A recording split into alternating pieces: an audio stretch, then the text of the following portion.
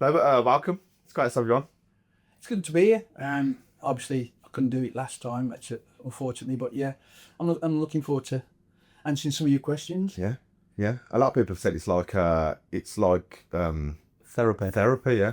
Because you never get to talk about his career. I mean, you do the after dinner speeches and probably speak about it and stuff with like Ryder and stuff. But it's very rare that you can kind of reminisce from probably our point of view, where we've watched you from the stands and you get people's different things remembering you from different times. Well, I've looked through Paul Tate's one, really good, really impressed. Oh, Tate is a legend in my book, legend.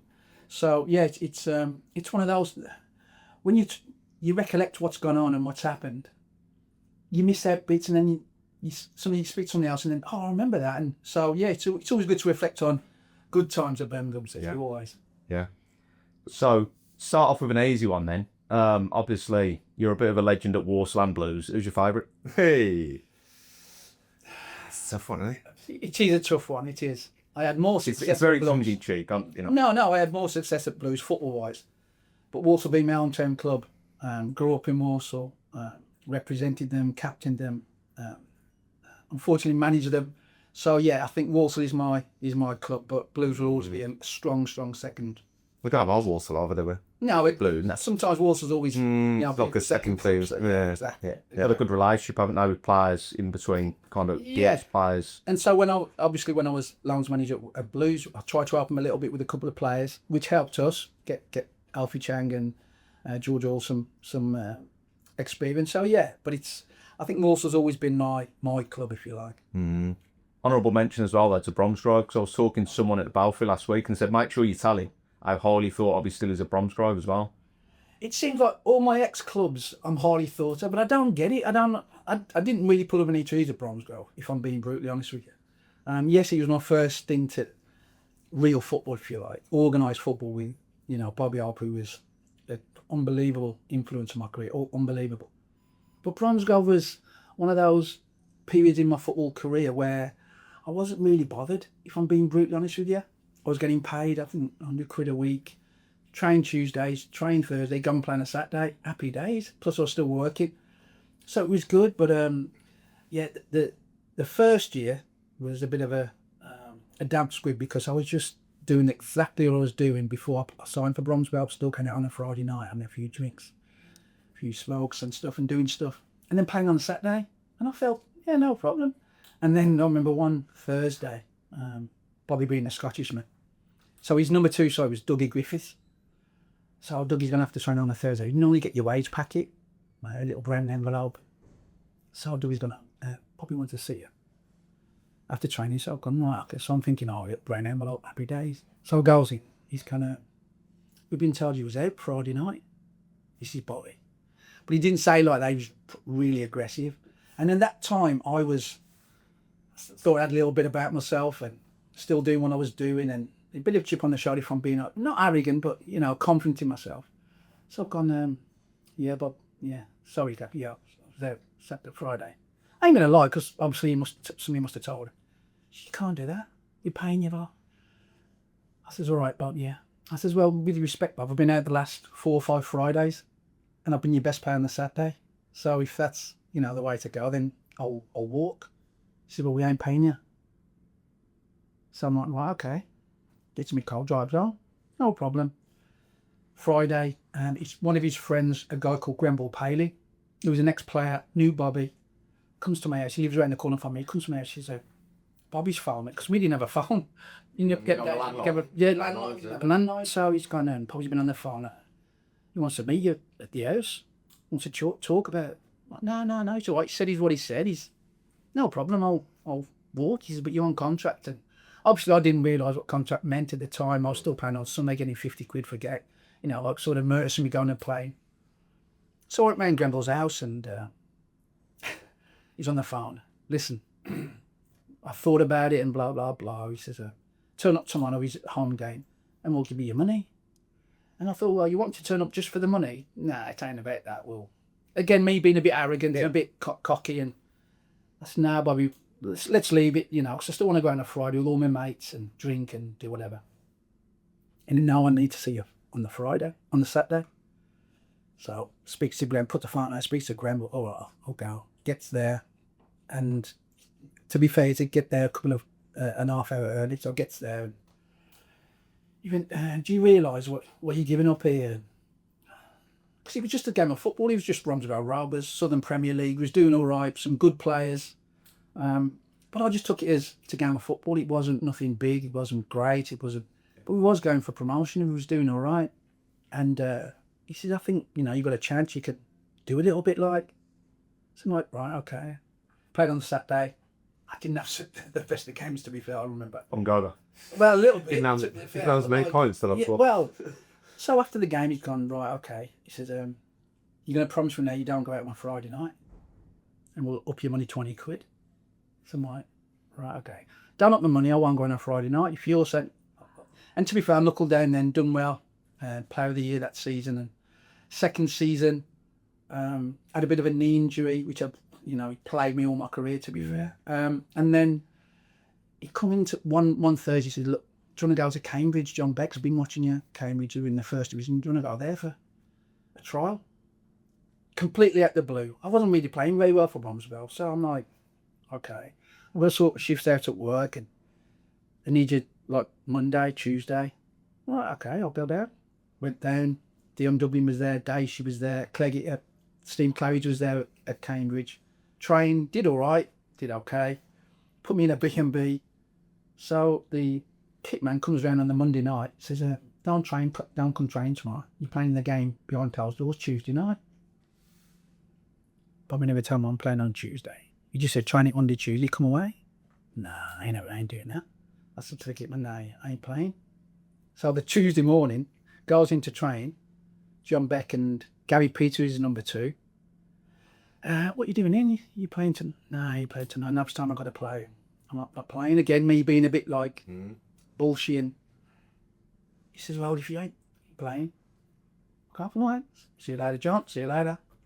Comes back, drives back, gets home. Next day, Bobby Oakes phoned me. What happened? I said, you want me to play? And you told me I wasn't to play, just train. So I didn't play. So, I mean, you told John Beck, Cambridge money to. I said, yeah. He's like, anyway. So he must have found John Beck, and that was it really for, I don't know, weeks and weeks. And then things started happening. He started telling me that they're coming to watch, and this club's coming to watch, and that club's coming to watch. And it went to a point where playing really well. And I went to Palace for a day. And it was from working on the British Rail, sorting my shifts out, going out on a Friday night, drinking, smoking, playing on a Saturday, going out Saturday night, playing for anybody on a Sunday for a few quid, to knuckling down, be more professional. And and then my career sort of, I wouldn't say took off, but went to another level. Yeah. But that was straight to Palace from there. From Bromsgrove, yeah. But I signed for Palace, and then they loaned me back to Bromsgrove to win the league. So that was obviously was signed for Palace. They started paying me footballers' wages. Give up my job at British Rail. But it was weird because I finished my sort of British Rail career job finished a week before pre-season started at Palace. So of course I had a week to do what I wanted to do. So on the piss and Last hurrah. Yeah, basically did no pre-season training, none at all. Gets to Palace, drive down on the Monday morning before we start on the Monday lunchtime for pre-season. Premier League, Crystal Palace, Gareth Southgate, Jeff Thomas, Andy Thorne, Eric Young, Christy Conn. Honestly, unbelievable. John Solarco, Richard Shaw, Mark Bright. Anyway, is that so that had they been relegated? No, they was in the Premier League. They were Premier. Yeah. So I get to there, rocks up, thinking, starts running and doing all this fitness work. I'm blowing at my arse. I'm being sick. I'm done. Literally done, because I've been on the piss all week. The week before. I bet Southgate's tough, wasn't it? So to be fair, Gareth. Yeah, he was like he's now, professional. And they all were, apart from like the big licks there. And Stan Collymore was there as well, and you're thinking, wow. So the next day, exactly the same. But same result for me. I'm throwing up, being sick, last in the queue, and then I did a week, and then they set me to Lillishall for a month to get fit because I'd blown up and my knees swelled up a little bit, and it goes back to Palace, and luckily get you in the reserves and start doing money in reserves, and that's a sort of. But it took me a good 6, 8, 12 weeks to actually get into training every day, being in London, which I loved. How was that for someone that likes the big lights? It was good, to be fair, because, I was in Mitcham, I was living in Sutton, and down in South London, and it was good. But the only thing for me was when I actually started feeling that I'm a professional footballer, and I felt I was doing well, I was still in the reserves because Jack Thomas, Gareth Southgate, Simon Osborne, all these players in front of me, and it was a good team. It wasn't a team. So doing well against, the reserves league, the old reserve league, was great experience. We played at Player Lane, played against Arsenal, and some really good teams, really good players who went on and had really good careers, internationals. But at the time, for me, it was like, well, okay, so I can do this. Not easy, but I can handle this. So what's the next thing for me? I remember Steve Harrison was the coach at the time. Great coach, one of the best coaches I've worked with. On the way back from a game, we played Southampton. He said, look, I think you need to get out because you need to get out and get experience of. And I was 20. So I hadn't remembered debut or anything. I travelled with the first team a couple of times, blah, blah, blah. And he sort of planted to see that go out on loan. And again, he was trying to do myself justice in the reserves, but also with an eye on, well, where can I go? And if I play well here, that you knew that some of the coaches from other clubs were watching the reserves because it was a good standard, and trying to impress them and see what happened. And luckily I had a couple of offers, and I plumped for going on loan to Walsall, first time there, which was an experience. Yeah. Obviously, a highly successful spell there, wasn't it, for you? What's it like moving from London to Walsall? Well, he was back home. Back home, all my mates. Because I just feel a bit out of the way in London. Well, I think from getting the lads to come and see you and coming down at weekend, and it was great. So I wasn't playing. I just bought an house in Walsall. I was with my partner, who's now my wife, and it was great experience. But footballing wise, I'm 20, I'm 21. I need to make that next level. I need to step up. I need to knuckle down and try and find a career, because I was never going to get a career at Crystal Palace. No disrespect to them. I was, So I went to, I spoke to Kenny Swain at Grimsby. I spoke to John Duncan at Chesterfield, first time loan. But I thought, go back home. And I didn't realise, because, again, me being from Walsall, the, not pressure, the expectation of, oh, man, how can I back at Walsall? Well, I'm from Walsall, I'm playing for Walsall. And it was like nothing to me. But then the first game we played, Shrewsbury, leading up to it, it was a big thing. And I'm thinking, Shrewsbury? At home? It was a good game. I can't remember the sport. I played, Kenny even got me, I played. Kevin McDonald was playing, Dean Smith, some good players. And it like a duck to water. But unfortunately, from then, it was like every home game, I needed like 20, 30 tickets because all my mates want to come, my family want to come. You're like, well, okay, I'm on loan. And so, yeah, luckily, that set me up to the first loan, set me up to knowing that I could go and play at professional level, at that level. So, which was a good thing. Was that comfortable for you? You feel, this is... Yeah, I mean, back home with your family, training every day, local, knowing everybody, because I was a local lad, I knew I'd go out and warm up on the pitch, and I could, all my mates I'd been drinking with the night before, previously, do you know what I mean? You were like, oh, there's so-and-so, and so it wasn't a big thing. It wasn't a big thing.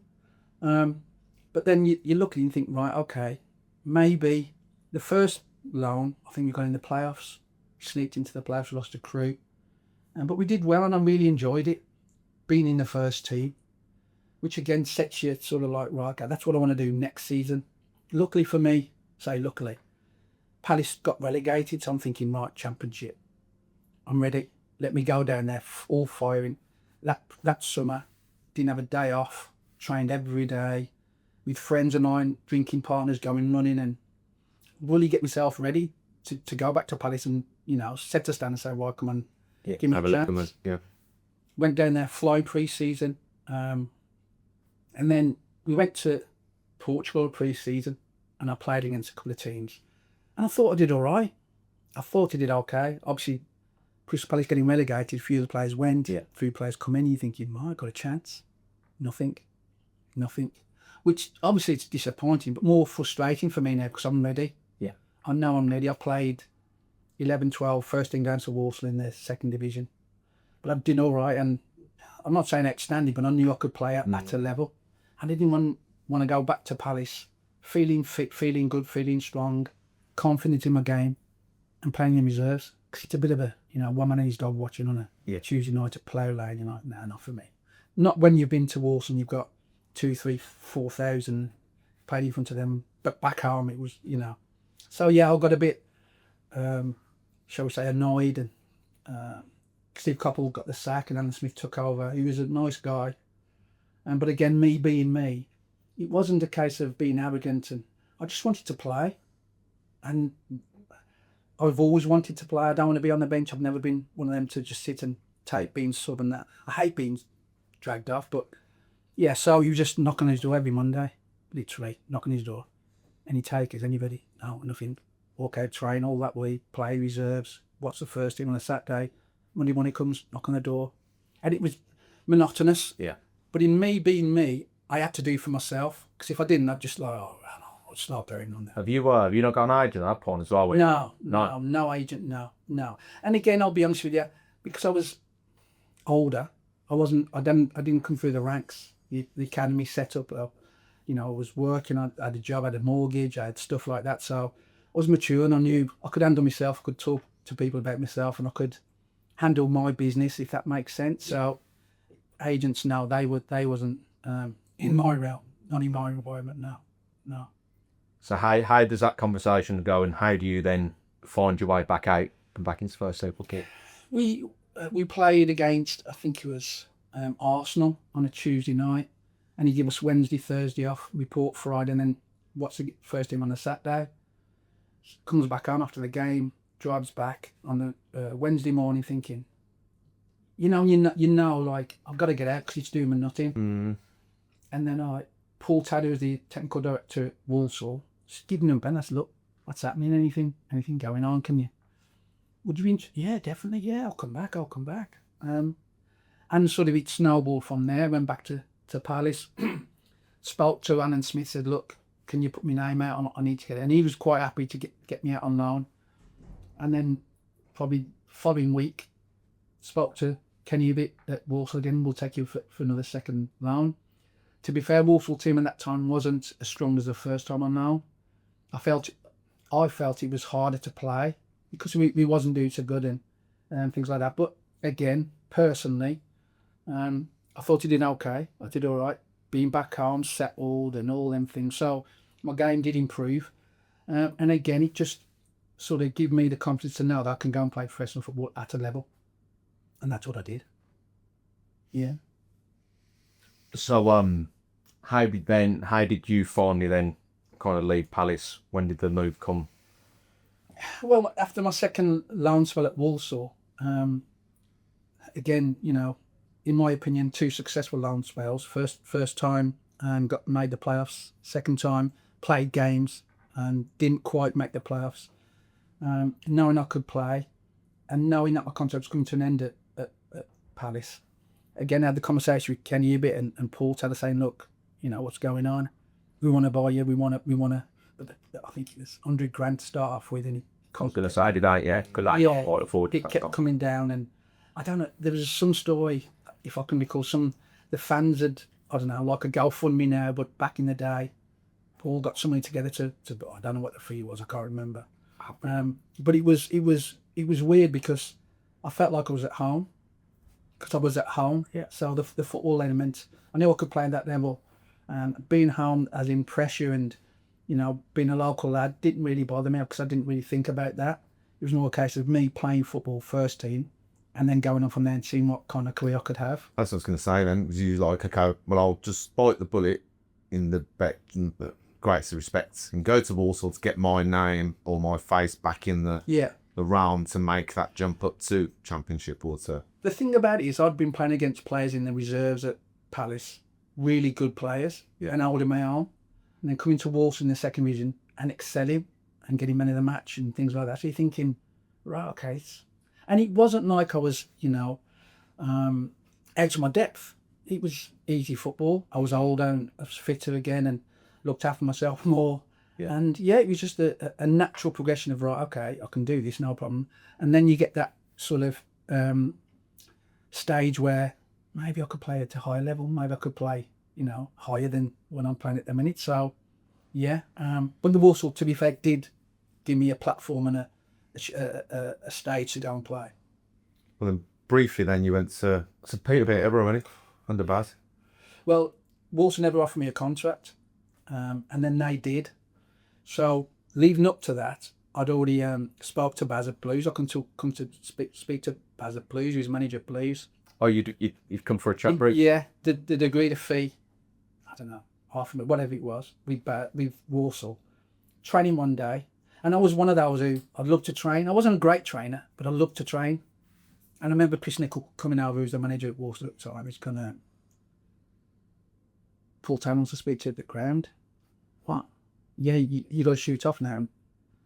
No, straight away I'm thinking, what have I done wrong?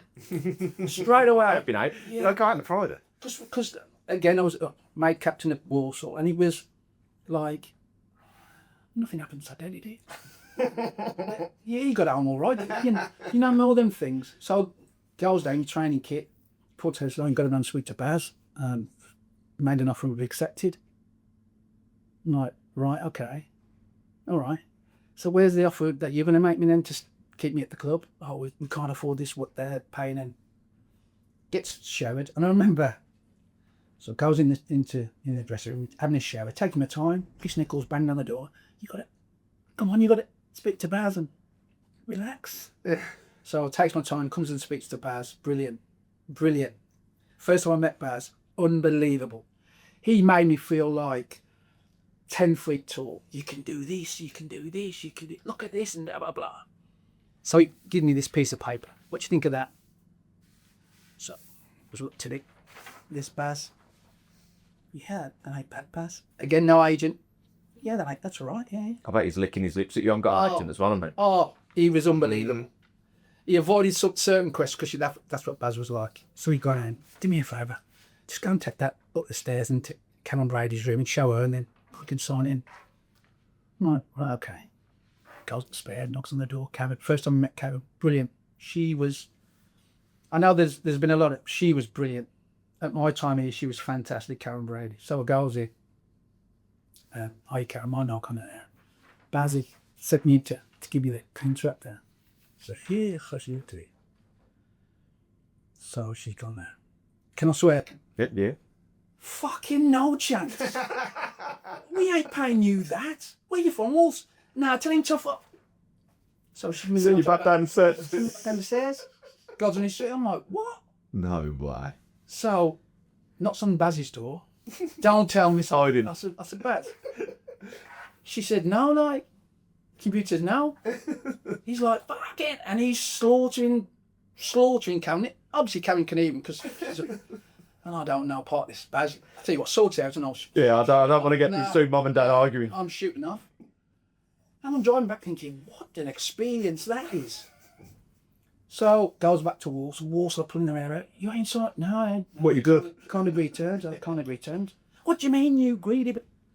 So, Chris Nichol and Paul Taylor, the chairman, sitting me down at Walsall. You've got to go. You 750 grand. That's you should be getting like $750,000 for you. You've got to go. That's big when you're back over. It's not me. It's them. That. So anyway, sort of peaked it out. Baz gets a sack from Blues. Yeah. Phones me up. I'm going to buy Peterborough. Do you want to come to Peterborough? Because your contract's up. It'll be a tribunal. We'll get you next to nothing. So he picks me up, me and another Walsall player, Scotty Houghton from Junction 10 in his big car. Drives up to Blackpool. He's one of his best mates, Sam Allardyce, is on the tribunal on the board. So it's like, he's got it sorted. So Badge is like this. Oh, come on. So unfortunately, we was in this room, me, Baz and Scotty, this other player, and the chairman and the technical director Walsall in the same room. And Baz is going, yeah, we'll get you for this, and we'll do this, and we'll do this. And they're going, you can see in the face, you're like, I feel really bad because they give you the chance, basically. Go out into this room, and blah, blah, blah. He's gone, Baz had gone, well, we offered a Blues, when I was a Blues, 750 grand plus a player, blah, blah, blah. They haven't offered him a contract. This is what he's earning now. This is what we've offered him with Peterborough. Took over Peterborough. All right, they'll go away, come back. Yeah, I think it was 300 grand or something. He's jumped up, laughing, clapping. High-fiving other guys. Oh, the technical director and the chairman of Walsall are like spewing. And I'm feeling really bad. Me and Scotty, so on the way back, he said, we're going to do this, we're going to do that. And he was buzzing. So we have this big, and this is Baz, we have this big media thing. It's some kind of fight in Peterborough, and we have to go, and there's a stand. And so he's gone, this introduce, and this is, the record signing, blah, blah, blah. Martin O'Connell comes down, and you have to say a few words, you do, and all these farmers and everybody, this market thing. Goes backside, get a drink, he gone, you ain't going to believe this yet. Oh, he said, I've just found out we're in debt for £2 million. This is Baz behind, we've just done the, the big celebration, we signed it. I'm going to have to sell you. What? He said, we're going to have to sell you, Baz. I said, Baz, come on. He said, no, honestly, I know we bought. He said, but we ain't going to do it tomorrow, but he's going to have to, because asset and all these. He'll have to go and they'll have to go. And what? You sure? So anyway, he did his best to try and get me out for 4 months. Honestly, I had this club car, and so Peter used to have this diesel pump at the ground, and he brought this club car diesel. So one day he says, come speak to Graham Souness at Southampton. So I'm driving. He phones me, he's pulled out, he ain't cash, it's going to be players plus a few quid, and now I'll come back. So I'm driving back thinking, well, I've got to fill up. Goes to the ground to fill up, free. You stopped me filling up. Baz, what's going on? Oh, we haven't paid the bill, so they're not going to refuel the pump. Oh. So I've got to pay my own fuel now, and Baz is like, I'm like, and he got a bit tetchy, and I spoke to a few other clubs, and so still no agent. Still no agent. To be fair, he was one of them. I knew what I was doing. I could have maybe got a better deal, but I'd have to pay the agent. So agents ain't a big thing for me. So yeah, it's been one of them. You sort of comfortably. Yeah, this day and age as well. If you was Walsall, you'd offer you another contract and maybe put the 750 as a minimum, wouldn't you? Or try and do it. Yeah, you'd think that would have been the move for them, wouldn't it? Yeah. Give you another contract, and then your value is what it is. Yeah, but I think contract. I think with Walsall, I was an homegrown lad, if you like, and I'd done well 2 loans periods. I'd done well playing for them, and I just felt, for me at the time when I went into contract talks, he was very much like, "Oh, we can't offer you what you want." So I knew then they wanted to get me out, which is fine, no problem, because football's football. It is what it is. Yeah. I felt a bit disappointed in the way they handled things, but it's like I said earlier, it is my club, so you have to. All right, okay, you bite your tongue, and then Baz was quite adamant that I had to go, and he did everything to try and get me out. If I'm being honest. So when that move come for Blues, then eventually, did you get the contract value that had been laughed at originally?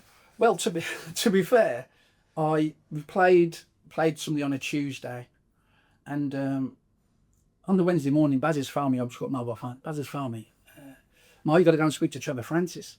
I'm thinking, Trevor Francis? Speaks. He said, yeah, speak to Trevor Francis. All right. You're just going to tie it up and he'll phone me back. So, nothing all day. About 6 o'clock, Baz has phoned me. Okay, now what? Blues are saying this, Blues are saying that. I'm saying, Baz, just sort it out. I ain't got nothing to do with it. I'll come into train tomorrow. No, Baz. No. Mark, stay where you are. We'll sort it.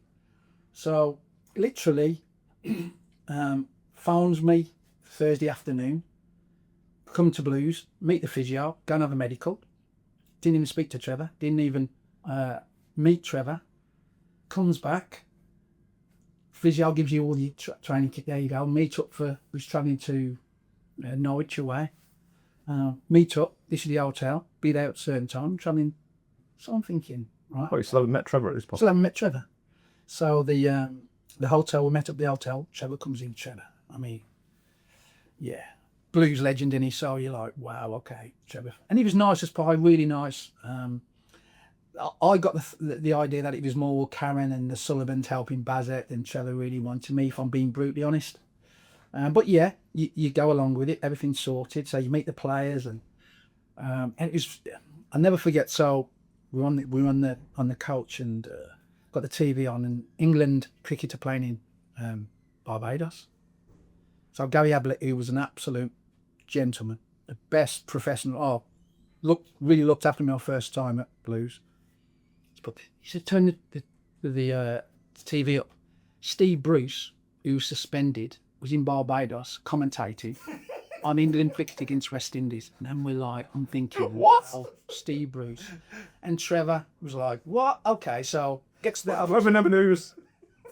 Steve Bruce is commentating on the cricket, England versus West Indies. He's looking around. And it's like, he was suspended. So you expect, Steve Bruce, I'd watched him on Match of the Day probably the week before. And Steve Bruce in Barbados. What is your football like?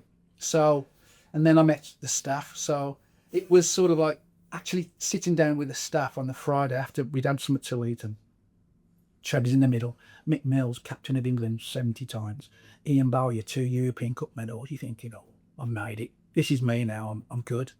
Just saying what they want you from me and blah, blah, blah. So I'm thinking, okay. Gets to the ground. He's put me in the team, straight in the team. Played Tuesday. I hadn't trained Wednesday, Thursday. I hadn't trained Friday. Right, okay. I'm in the team. Norwich away. 25,000 from Peterborough, where there was, 3,000. Yeah, no problem. I can handle this. Yeah, so luckily scored on my debut. Got dragged after about 70 minutes, cramp, 2 calves. But that was the start of my Blues career.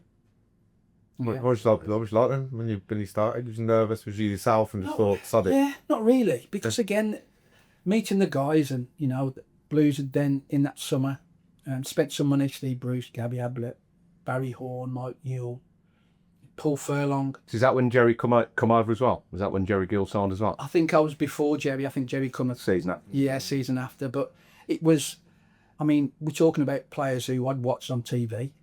Big, in my opinion, big players. Gary Ablett, superb. Steve Bruce, superb. Barry Horn. Paul Furlong. Furlong was brilliant.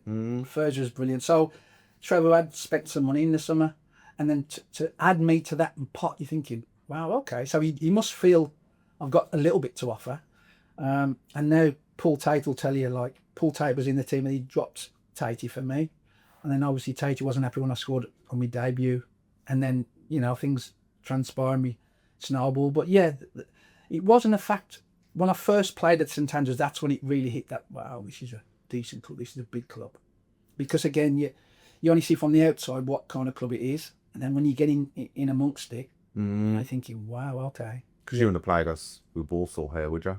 No, never played here. I come here one time with Crystal Palace, was on the bench, and we played midweek, but never played here. So the atmosphere, and again, I'm going back to in my era, it was still some kind of atmosphere. The home fans, the vocal element was brilliant. Yeah.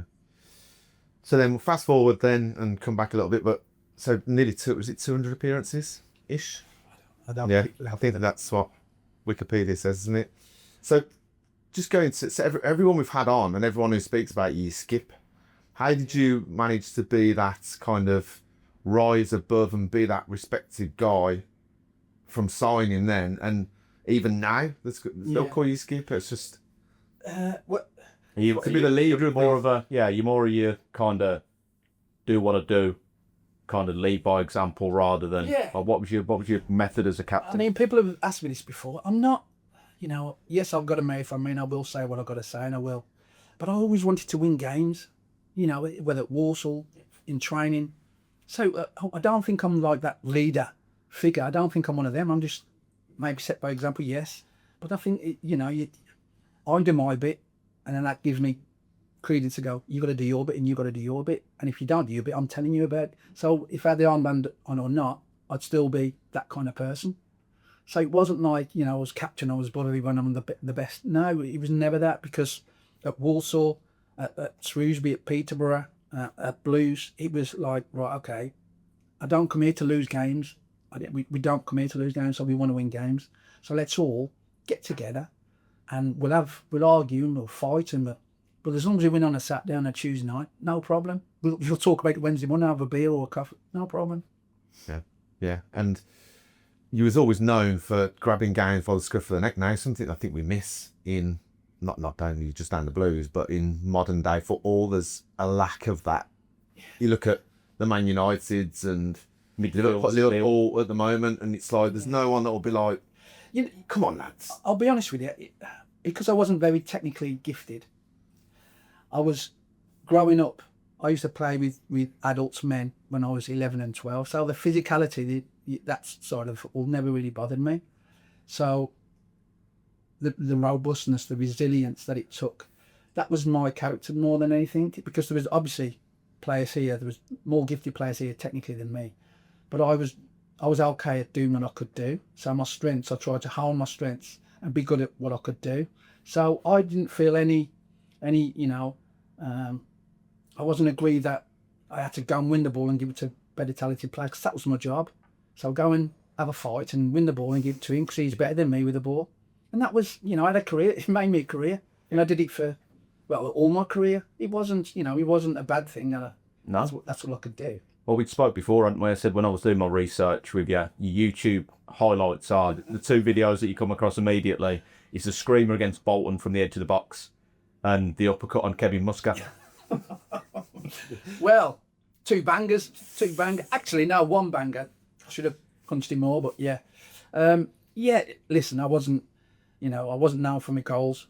Maybe I was more known for combativeness and competitiveness and stuff like that. So when you did score, though, they were always edge of the box or something, weren't they? They're always... Yeah, but I missed a few. Some of my shots were, balls are still flying now. So, listen, again, it's being good at what you're good at. And I can sum that up in my Birmingham career. I was good at what I was good at. Didn't score many goals. Some of them, I do things now and they'll remind me of this goal or that goal. And I can't remember them because I didn't score that many. Yeah. So the Bolton goal, I remember that, decent, left foot. And then I remember a goal here, Man City at home in the 110th minute of injury time or something. But I just think, I don't think people say, fans' favourite and all that. I don't think I was a fan's favourite. I think fans could see themselves in me the way I played, maybe. I don't know. That tends to be kind of the opinion of fans' favourites, so people that the fans look to in that way. There's always a humility that we've noticed in these interviews where you don't seem to understand why or appreciate how much you are appreciated.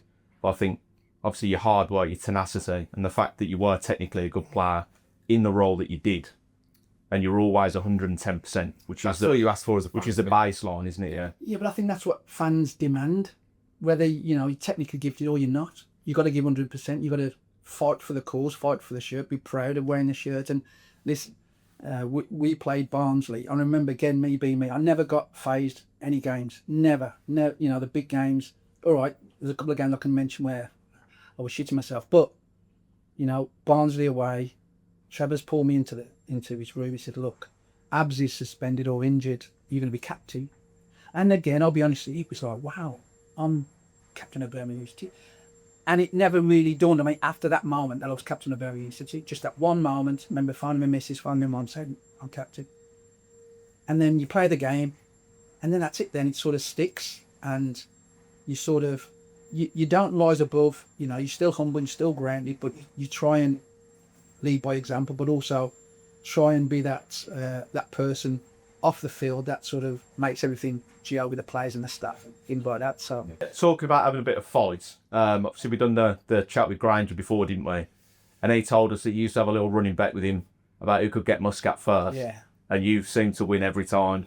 We played against them once, so that story, it's still going on now. So still trying to get him? Well, Granger ain't paid me, by the way. Oh. But yeah, so it said something in the press about Blues not having good players and be rubbish and blah blah blah. And listen, first and foremost, you respect your opponent, you respect your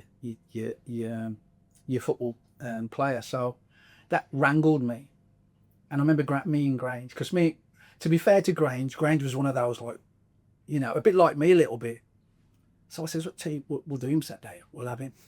This is throughout the week. Me and Grange, we'll have him. You're going to have him. We'll have a bet.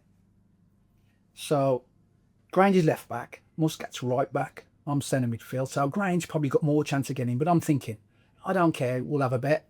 One of us is going to get him. So we lead up to the game, plays first half. And I remember walking off with Grange saying, are you going to have it? You're going to nail him? And what? And he's saying to me, Skip, you got to nail. So he's walking off, gets in the tunnel, gets in the dressing room. Me and Grange still arguing. Shelley's having his bit. You're going to get him. We comes back out. And I remember, again, because obviously captain, you come out first and they're lining up. I remember Keith Curl, who was a good friend of mine. So Keith Curl was captain of them. And I'm looking at Muscat as we're walking out before the game. And you can tell he's shitting himself. Because what he said, and I think I'd said something in the press about him saying this and disrespecting us. So there's going to be a bit of friction. I don't know, the 85th minute. Now he's having him. So I'm thinking, right, okay. So he obviously goes over there, tilting. And the ball goes in. I know he's coming, he's a new swan. I know he's coming. So in my head, I'm thinking, 200 quid? 200 pounds. Grange are going to pay me 200 pounds. So he's trying to get the ball, and I've just turned around and I'd give him one. But to be fair, it wasn't a great one because he got up, if I'm being brutally honest. So he gets up, and I know I'm off. That's me done on red card. So I'm walking down thinking, I ain't thinking about £200 now. I'm thinking, got to walk past the dugout. Trevor, Mick Mills, Ian Bowyer. And I remember looking at Trevor, giving it God stares, thinking, you know, I'm hard. But I'm gutted because I've sort of let the team down. So I walked off. For the fines for the sending offs? Well, I've got a week's fine. I've got 3-game ban, and Grange never paying me the money. So it was, you know, win-win-win, obviously. But yeah, it was one of those moments where you think, right, and yeah, if I'm, you know, I'm better known for that, then so be it. But it was one of those. He's an unlikable character. It was a generational villain, wasn't it? Yeah. Considering he's an Australian international as well, it's not like he was a terrible footballer, but he put all his energy into being a villain, didn't he? Well, yeah. Going forward, we went out, a few of us went out into town, and Simon Osborne, who's again a friend of mine, he come in the same bar, and I was here, Skip, is he with you? He's gone, yeah, he'll be in a minute. Kevin Muscat will be in a minute. I've had a few. Thinking he'll be in, I'll give him another one. Never come in. No. Spoke to Ozzy after. He's saying, he must have saw you in the bar. And then, see you later, it's gone. So, I hate. You haven't even had a beer, see you in the bar yet. Well, yeah. But yeah, it's one of them. It's great, but yeah. Come out the game. Game's lesser for it. Yeah, game's gone. Yeah, exactly. But financially, I was, It it wasn't great. Yeah, it wasn't great. Pay him Grange. Yeah. Tell us about it. Well, I ain't saying to Grace. Yeah. Tell us about, so that was obviously the run of a pretty unique period for Blues, weren't it? With playoffs, cup final. What were your fondest memories of that spell, captaining the club? Guys, I've said before, we didn't have superstars at the club. It wasn't superstars. We just had good players who wanted to win. And to be fair to the gaffer, Trevor, I'm not sure he was great at his man management skills, and he hated confrontation. He didn't like you sort of raising, your voice to him. And I get it. I look back now and I think, right, he's Trevor Francis and Ryan O'Connor's having a pop at him. And so I do get it. Yeah. But at that era, that spell, I just felt he sort of added to us, and we got better and we got more competitive and we got stronger. And like you say, I think it was 3 playoffs on the spin. Not many clubs would do that, but we just couldn't get out of that line. For whatever reason, you look back and think it could be that or it could be that. But well, you had Watford was just heartbreaking, wasn't it? Whereas Barnsley was just shock. The Barnsley debacle was horrendous, and the story to go with that, we didn't even perform here. I think it was 3-4-0 we lost. It was shocking. And to be fair, for a couple of days I was hurt, if you like. What did you put that down to, that first leg? I don't know. Maybe expectations. I don't know. But they come and did a job on us. To be fair, Barnsley, you can't knock them. He was done after that. Yeah, and then we didn't see Trevor for 3 or 4 or 5 days until we travelled to Barnsley for the second leg. Yeah, which wrangled me again.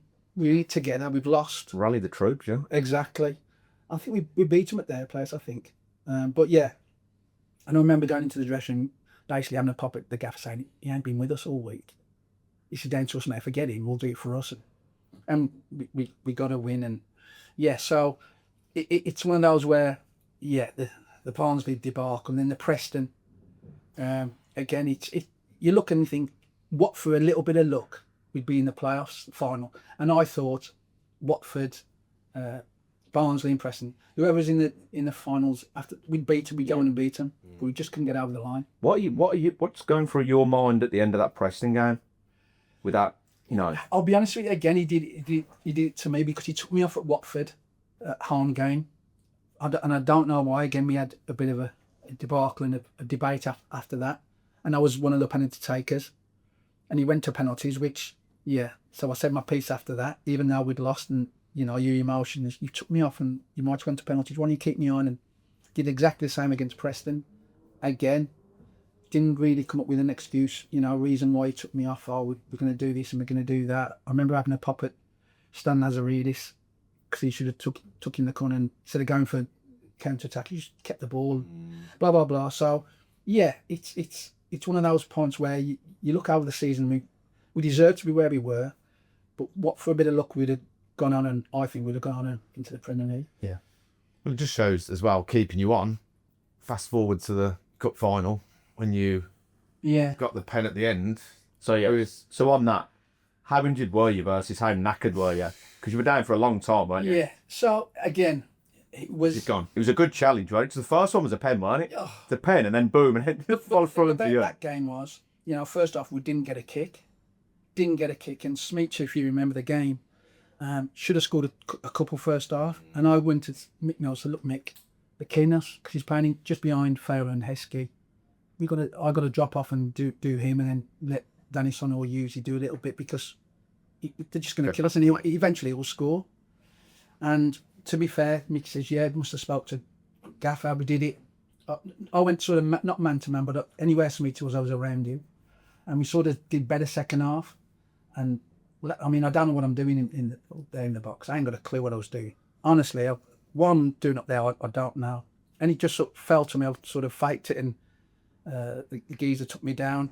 And obviously I'm down, but my knee sort of locked. So you're thinking, right, okay, that's me done.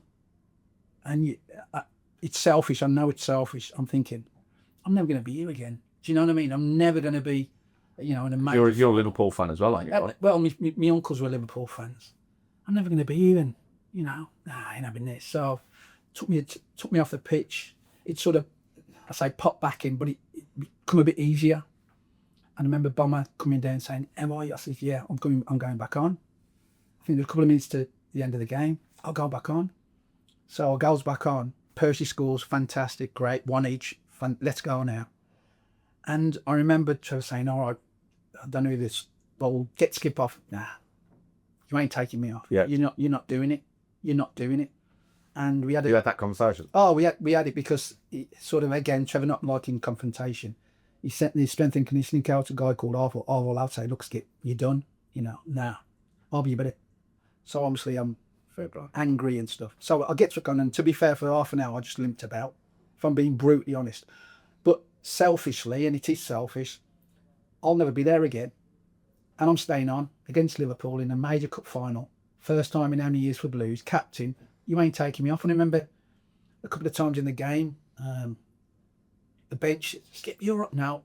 Usually here. Started blanking. Selective hearing, yeah. Started banking them, and just away we go. But yeah, that day was unbelievable for the wrong reasons, really.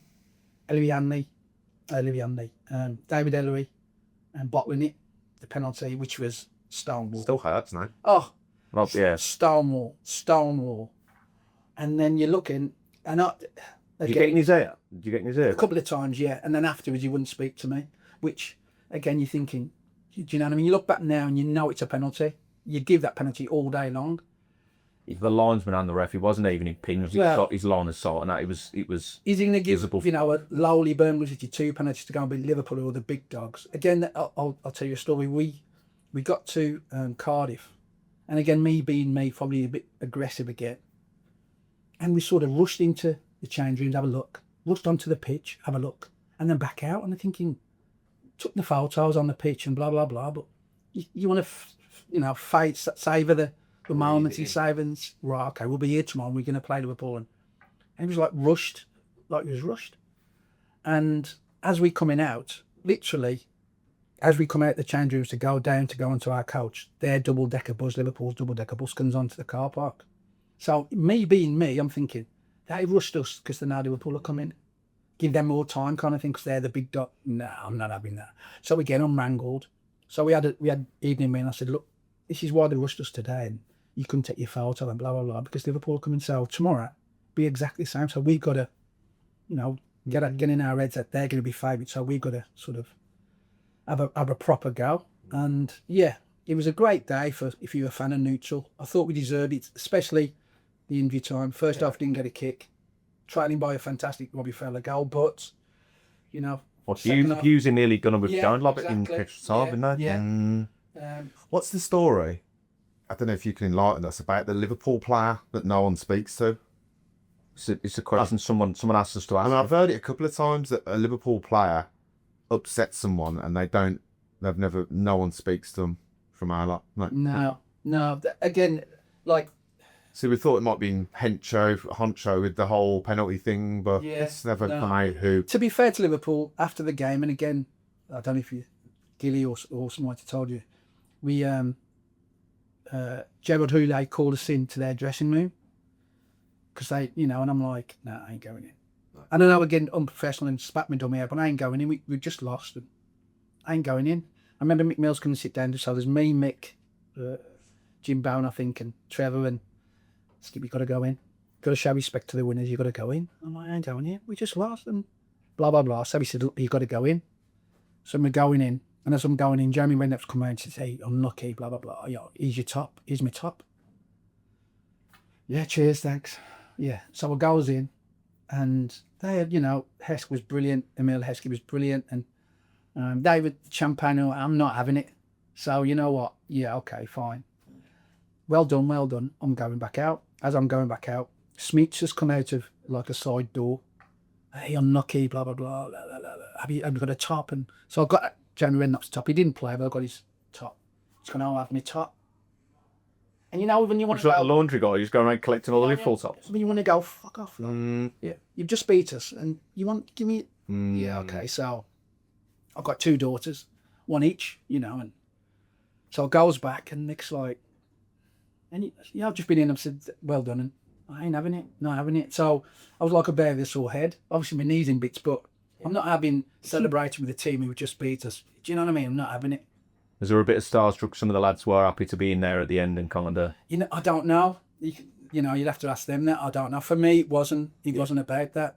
Listen, if you look at their squad, their team, wow, okay. But on the day, first off, yes, give it them. But the rest of the game, for me, I felt we more than competed with it, proper team. Yeah. Still, yeah. I had videos up the other day that the penalty and all of extra time, yeah. So unfortunately, look at like the Arsenal game years after, that would have eclipsed it, wouldn't it? Because at the time, we're a championship team. That Liverpool team. That is a bigger scalp, isn't it?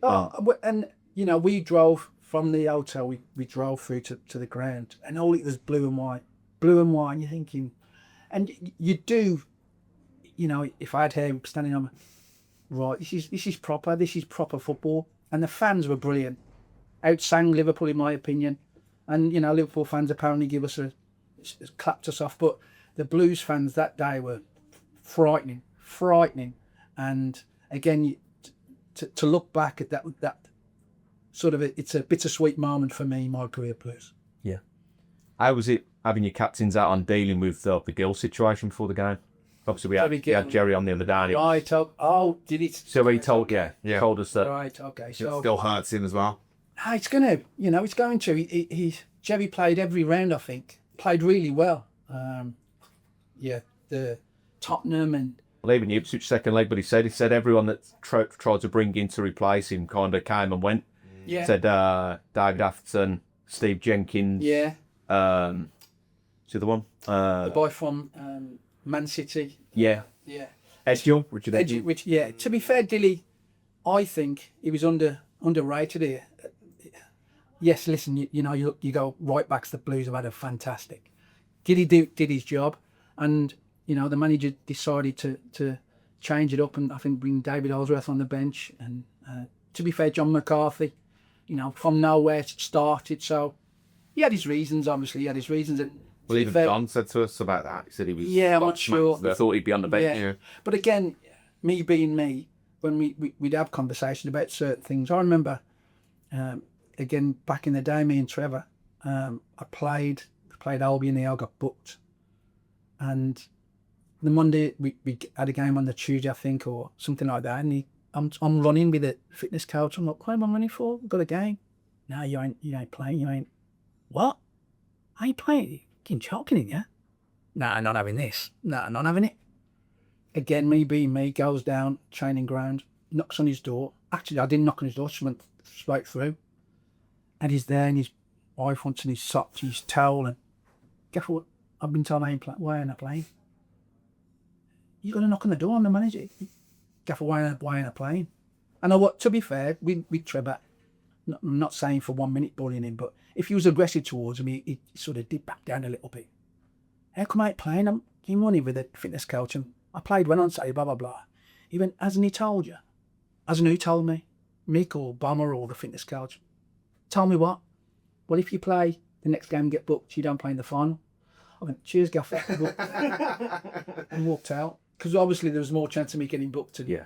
Brilliant. Yeah, so... But that's it, yeah. So the reasons of that, the communication, just not... Yeah. There's other instances where me and TF have, again, Gilly probably told you, Granger's probably told you, where we've come off at half time and they had a sort of a knack of Mick and Bomber and Trevor just delaying their walk into the dressing room because they knew we'd sorted out whatever needed sorted out, we sorted out ourselves. So I'm not saying they ever got to fisticuffs and fights, but a few harsh words was said in big personalities in there, weren't there? Yeah, and we wanted to win. So half the time, you're not kids, are you? You know what's going on, and also what's going wrong. A big thing that we sort of, and it's like that now with the record we're going on now at home.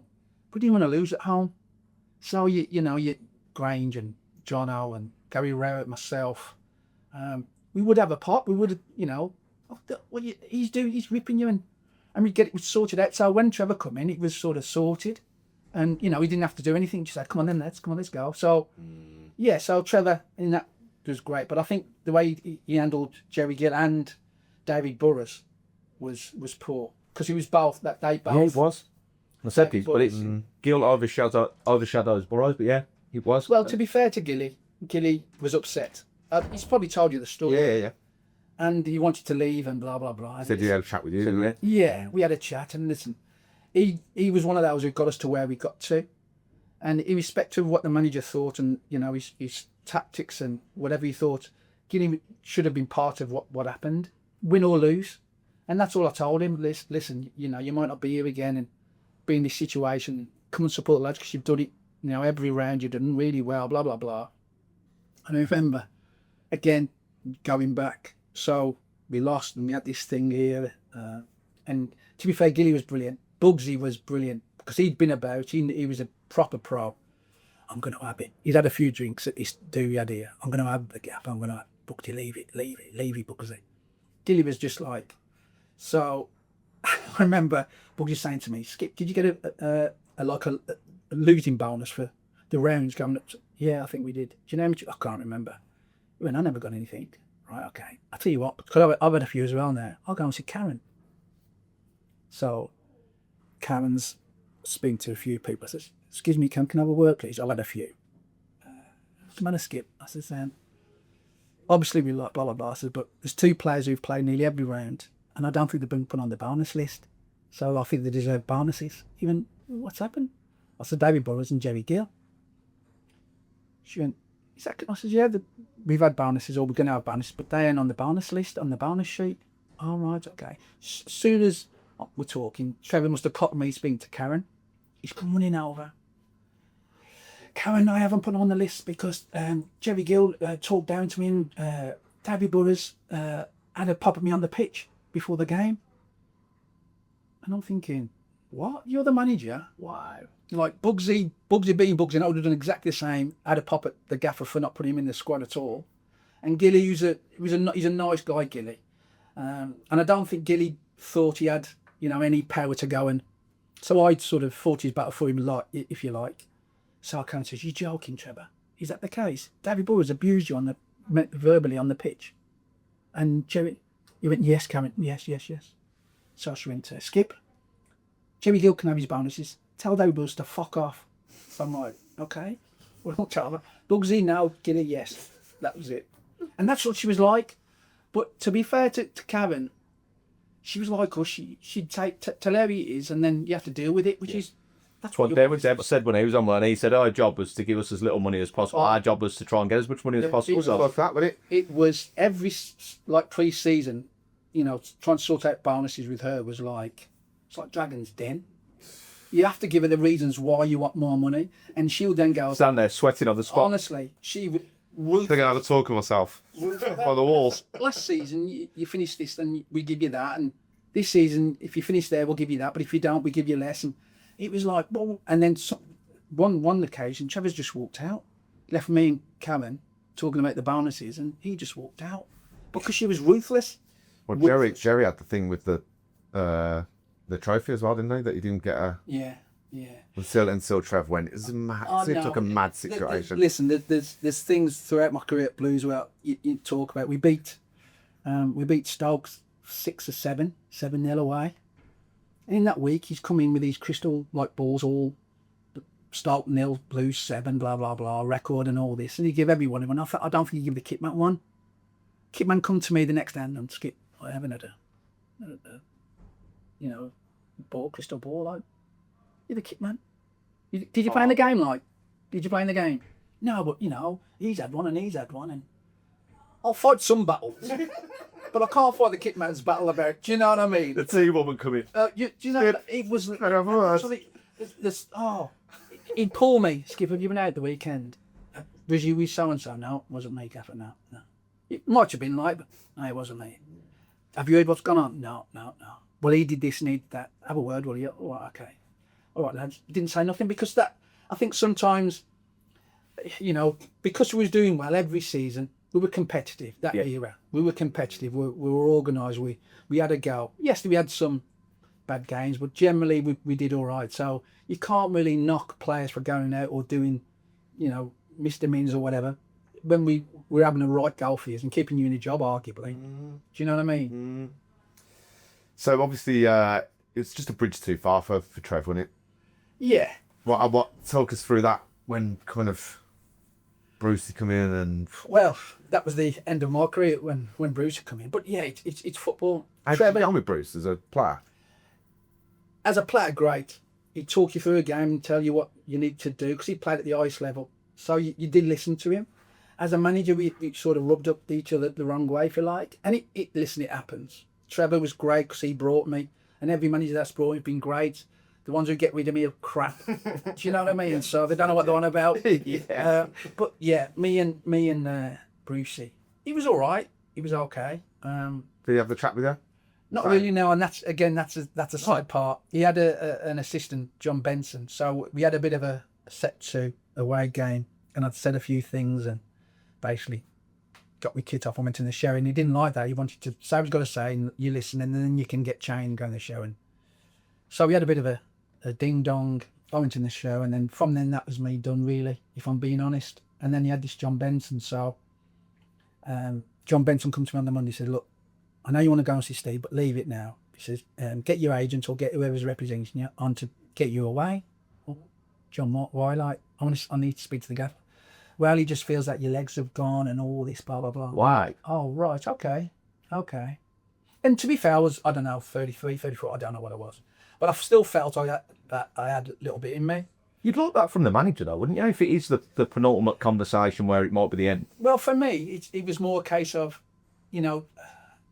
during his time here when he played, it was about respect and you earn your respect. And, well, I'd been captain for 3-4 years. I'm not saying led by example, but I'd been captain for... So show me a bit of respect, you know what I mean? Pull me into him and say, look, we had that ding-dong and let's draw a line under it and let's move it on. And then I managed to get represent an agent, Norwich, Burnley, Preston. Oh, so that was when you got an agent then? Come in for me. Oh, you can go. But because they were up in the top 10, Blues in the top 10, he wouldn't let me go because competitors. So, again, Monday, John, what's happening? Because he wouldn't speak to me. I was sort of disregarded as what happens. And I remember driving away on a Friday and the phone going, saying, John saying, oh, Walsall coming for you. Do you want to go speak to Walsall? Again, took at the heartstrings, back to Walsall. But they were like bottom of the championship. There was in the championship then. Bottom, like adrift by 3 points. Blues were in the playoff positions. And I'm thinking, hold on a minute. So Burnley and Norwich and all the clubs who would come in for me. And you want me to go there, but you bottom of the club. It's like, stinks a little. Even though it's my... high end. Do you know what I mean? My own There was like club. a bit of a stitch up, didn't it? Exactly. So... Imagine that though, you'd on Norwich. Well, he wouldn't let me. The thing about it, because they were up and around. If I'd have gone to them and they'd have got promotion and... That's it, you imagine that penalty shootout, you were taking one of the pens. Great. Probably wouldn't be sitting here now. Oh, don't know, Phil. I feel really fellas. I wouldn't be here, trust me. I wouldn't be here. So, yeah, listen, it happened in football. So, spoke to Walsall that week, leading up all that week, and I thought, you know what, go back. Still in the championship. I'll still be playing. Because, again, I'm probably one of them honest guys. If I ain't got legs, I'll tell you I'm done. Do you know what I mean? Yeah. But I still felt I had legs, and yeah, I didn't speak to Brucey then. I just basically left, got my boots, as you do, get your boots, see you all up, bye to the lads. Went to Walsall, and for me, luckily, managed to keep them up in the champ. But it was weird because part of the contract, like Blues going up, I'd played so many games, so I was going to get some bonus if the Blues went up. And I organised part of the contract that if Walsall stay up, I'll get a few quid. So I was in Iron Apper. We stayed up. Walsall stayed up, and I was in an Iron Apper when Blues played Norwich in the playoff. I've never been so drunk in all my life. You're two-stepping in twice as nice as a bowl of slams. I'm buying everybody twice. But yeah, I mean, listen, you know what? I remember sitting at the bar. Well, I say remember. I was off my face and I'm watching and I'm thinking, come on, boys. And it was, with respect, it wasn't for me to how. It was that I just wanted them to get up. I just wanted them to get up. And when Carts, you know, brilliant. Because to be fair, as I was leaving, Carts was just making his debut and getting into the first team. And what a great lad he is, Darren Carter. I think has he been on? Yeah. Good luck. Yeah. Class guy. Yeah, really nice guy. Brilliant. Fast forward then. So just your journey into management then. You always seem like you was the manager of the team of the that group. By the sounds of it, that role, yeah. No, but was it always a thing or not? No, not really. As you do, follow that line down your pathway. I'll get me coaching badges and do that. He just sort of again pulled out, kept in touch with Walsall people. Retired after the Walsall thing. I went to Shrewsbury and helped them, and then that was me done. And then Paul Taylor found me one day and said, "Look, manager's gone. Would you like to come in and work with this guy? Doing assistant manager." Okay. But again, I'll be honest, I'm not a number two. I'm not. I was going to say, I can't imagine that you're not the liaison. Hard work. So my opinions, I mean, Chris Hutchins, who was the manager, experience, been around with Paul Jewell, so we've got experience. And I just felt I wasn't listened. I wasn't heard. So my opinion of certain players that I wanted to recruit, to tactics, formations, training, because he had this sort of philosophy, and I get it, I understood it. I'm the freshman, I'm the young boy of the block, if you like, in coaching terms. So I understood it. I did get it, but it was hard to deal with sometimes. So when we're losing games, and I'm, on a Saturday after game, I'm saying, look, we've got to do this and we need to do that. And I'm travelling all country looking at players to recruit, and he don't want to go to the chairman and get the players in. And you knew, that we had a good. When we first went in, we did all right. We sort of steadied the ship, kept them in the league. And then the second year, our recruitment was poor. And you knew then, if our jobs rely on these players, we're struggling. Yeah. And you knew that because you experienced. And yeah, that's what happened. Yeah. You're quite hard to kind of have someone come in as manager that you played at as well. Or to come in and then be your manager, sit down when you've... You know what? Been in the because trenches. Steve Bruce... and he's done when he's captain of Man United and blah. You're thinking, you respect him. And we had this, I'll tell you what started, and this is the truth. So we had this thing where he'd come and he didn't coach. So we had this thing where internationals and championship players, championship, international, Premiership and internationals, little rondos. So I played for Cayman Islands. I'm going international one. And I remember saying, Skip, what are you doing in there? I said, I've played for Cayman Islands twice. How many times you played for England? And that's what I said, as a joke. You never. As a joke.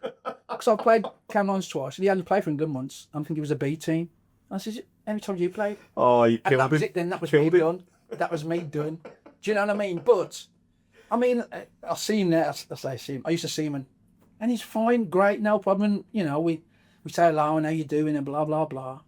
But he was just like, I think he'd come here with a point to prove, and I think there's someone, he left Palace to come here and all that, blah, Yeah, blah, well, the blah. gardening leave and all that. So he was like a case of emulating Trevor, trying to get rid of the Trevor players, which I understood because it happened, you know. But sometimes I look back and even now I think to myself, if you'd have treated me with a bit more respect, I might have, do you know what I mean, done a little bit for you, but... Yeah, nah. After you dropped that England Cup joke, you talked about... It was a joke. It was a joke, do you know what I mean? What? Absolutely killed him. Oh, I played Cayman Islands twice, every time I played football. Yeah. In front of people as well. Oh, everybody was there like, what? Yeah. It's like that meme where everyone goes, oh! Oh no, you didn't. Mic drop when it was a mic Yeah. drop. Oh, no, shit. Shit. Yeah, he's put that one down in the book for like, hasn't he? Yeah. He's out. His legs are gone. Yeah. Yeah. He looks fine now, his legs are gone. Yeah. Yeah. So just while we wrap up then, a couple of things. What advice would you give to a young player out on the lash on a Friday, getting by on a Saturday, wanting to make it as a professional? Game's changed now. I don't think you can do it. I don't think you can do it. Listen, you know, I've been part of academies, and you do have to. There does have to be a structure to the way you live and your nutrition and things like that. I think it's all about ability as well. If I'm being brutally honest, you won't find or you won't see, rarely players of 19, 20 sign as pros. Only the elite ones, the better ones. It's still going to happen. Yeah. But I think for me, in my day, it was like, right, okay, you missed the boat, but you knew you was good enough to go and do it. Whereas this day and age, it's got to be in academies by a certain age. If you're not, then you're sort of discarded. It's a bit sad, isn't it? It is, but again, it's, you know, being as a scout part-time, sometimes you look at players and you're thinking, right, okay, look at his background.